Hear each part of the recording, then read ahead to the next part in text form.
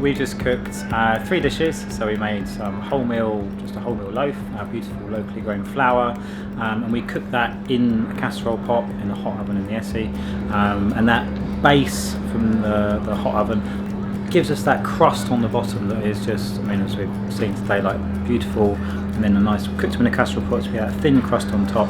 Absolutely amazing. We've done a little vegetable dish with spring vegetables, so a yellow split pea puree, made similarly to a hummus but without any tahini. So we boiled them up, brought them to the boil on the induction top, and then onto the griddle plate, which is absolutely amazing with this. So we just sort of simmered them over until they were done. We served that with some griddled spring vegetables. So we had the asparagus, we had the spring onion, we had the little gem lettuce, which we just oiled lightly, seasoned, and then straight onto that hot griddle plate, which is outstanding. Lid down, and everything just caramelised at just this beautiful, nice, steady rate. We also had some radishes that we cooked on a cast iron skillet, nice and hot, seared them on the induction side. And on the plate we had that puree, all those little vegetables, some beautiful old Winchester cheese, some pumpkin seeds, some chive flowers all over there as well. We did for a little dessert some chocolate fondants, or chocolate chestnut fondants.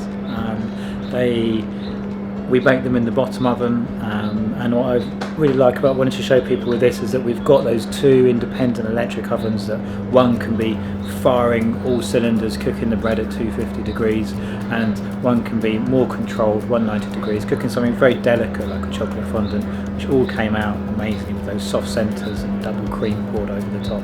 Beautiful. Chocolate asparagus, so really fast cooked asparagus.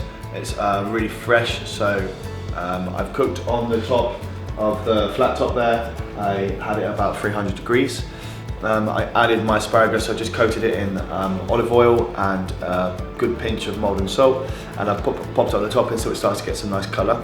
It will start to smoke. You just leave it on there for a couple of minutes until it's kind of moved the asparagus around so it's coloured all the way over, and just take it off. The second dish I done was a smoked fish rarebit. I used the induction stoves on the oven itself to make my roux.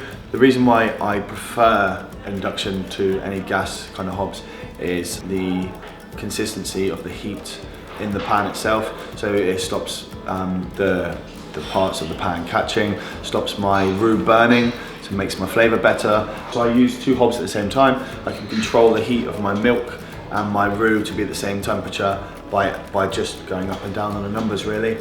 So if I popped them both on 3, they would stay at that same temperature together, and that makes for a nicer mixture when I'm making my roux. Third one I did was on papillote brill. So brill cooked in parchment. I popped some garlic, some lemon zest, some soy sauce, a little bit of carrot, some thyme, and some salt and pepper.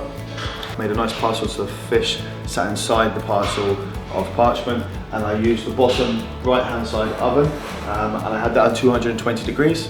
So I used the base of the oven, I didn't use any trays, popped my parcel straight on top, creates steam, which then creates the fish to cook inside and stay nice and moist. And it's an absolute pleasure to host this day for ESSE, all the dealers, and really I think inspire people to make something delicious.